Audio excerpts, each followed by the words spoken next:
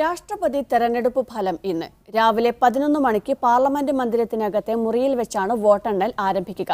വൈകുന്നേരം 5 മണിയോടെ ഔദ്യോഗിക പ്രഖ്യാപനമുണ്ടാകും. പ്രതിപക്ഷ പൊതുസ്ഥാനാർത്ഥി മീരാ കുമാറിനെതിരെ NDA സ്ഥാനാർത്ഥി രാംനാഥ് കോവിന്ദ് 60% വോട്ട് നേടി വിജയിക്കാനാണ് സാധ്യത.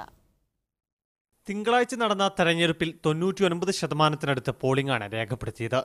വിവിധ സംസ്ഥാനങ്ങളിലെ 32 ബൂത്തുകളിൽ നിന്നും ബാലറ്റ് പെട്ടികൾ ചൊവ്വാഴ്ചയോടെ പാർലമെന്റിൽ എത്തിച്ചിരുന്നു. ഇതടക്കം 33 ബാലറ്റ് പെട്ടികളാണ് ഉള്ളത്.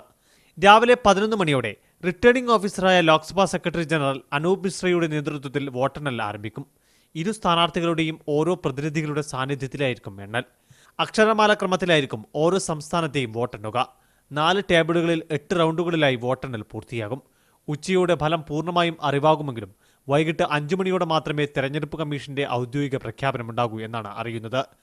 24-നാണ് നിലവിലെ രാഷ്ട്രപതി പ്രണബ് മുഖർജിയുടെ കാലാവധി പൂർത്തിയാവുക. അന്ന് തന്നെ പുതിയ രാഷ്ട്രപതി അധികാരമേൽക്കും. NDA സ്ഥാനാർത്ഥി രാംനാഥ് കോവിന്ദ് 65% വോട്ട് നേടി വിജയിക്കുമെന്നാണ് കണക്ക് കൂട്ടപ്പെടുന്നത്. UP, പഞ്ചാബ്, ത്രിപുര തുടങ്ങിയ സംസ്ഥാനങ്ങളിലെ പ്രതിപക്ഷ വോട്ടുകളിൽ വിള്ളലുണ്ടായെന്നും 70% വോട്ടിന്റെ ഭൂരിപക്ഷം രാംനാഥ് കോവിന്ദിന് ലഭിക്കുമെന്നും വിലയിരുത്തപ്പെടുന്നുണ്ട്. കഴിഞ്ഞ തെരഞ്ഞെടുപ്പിൽ 69% വോട്ട് നേടിയാണ് പ്രണബ് മുഖർജി തെരഞ്ഞെടുക്കപ്പെട്ടത്. മീഡിയ 1 ഡൽഹി.